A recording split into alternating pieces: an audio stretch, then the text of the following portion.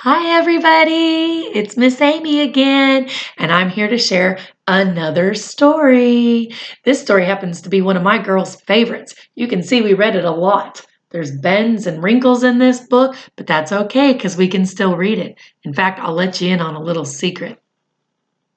Before I read the book, I had to peel a blue butterfly sticker from right here off this book. They just loved it when we'd read this book together, so I'm glad I get to share it with you.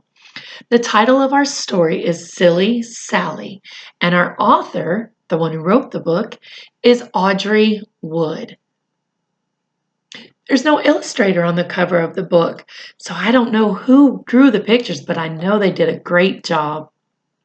So let's open this book, Silly Sally, and let's see what our main character, Sally, gets into.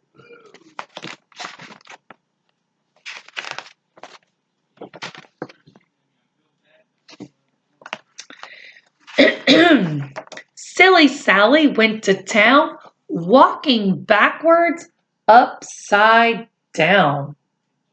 I don't know about you boys and girls, but I don't know if I could even stand upside down anymore, let alone walk upside down. Goodness, she's talented. On the way, she met a silly pig. They danced a jig. A jig is just a dance. They should have said a dirty pig. He's awfully muddy. On the way, she met a dog, a silly dog. They played leapfrog.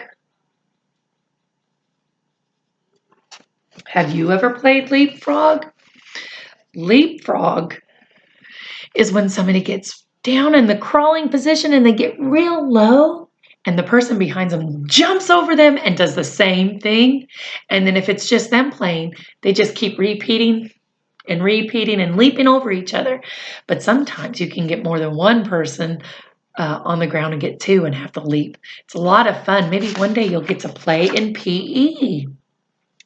Silly Sally went to town leaping backwards, upside down.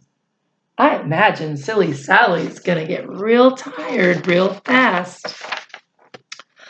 On the way, she met a loon, a silly loon. Do you know what a loon is? Let's look at the pictures and see. So on the way, she met a loon, a silly loon. They sang a tune. A loon looks to be like a duck, kind of a bird. Now we know what a loon is. Silly Sally went to town, singing backwards, upside down. My goodness, that Sally sure is talented. I don't think I could even talk if I was upside down. I also think I'd have a pretty red face. On the way, she met a sheep, a silly sheep. They fell asleep.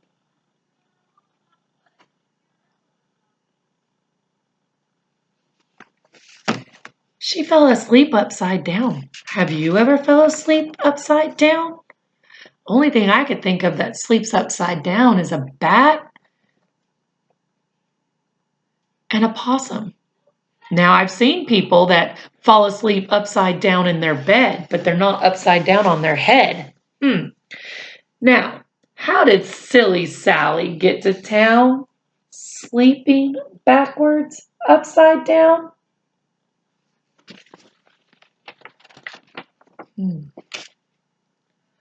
Along came Nettie Buttercup, walking forwards right side up.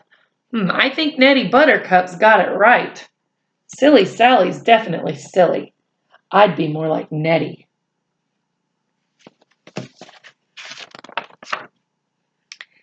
He tickled the pig who danced a jig. He tickled the dog who played leapfrog.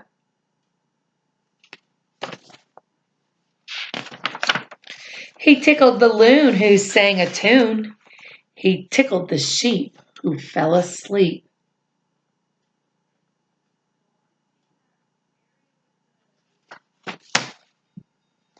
I bet you that sheep woke up real quick.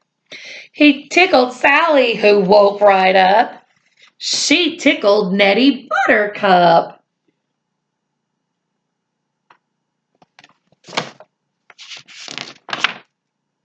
And that's how Silly Sally got to town.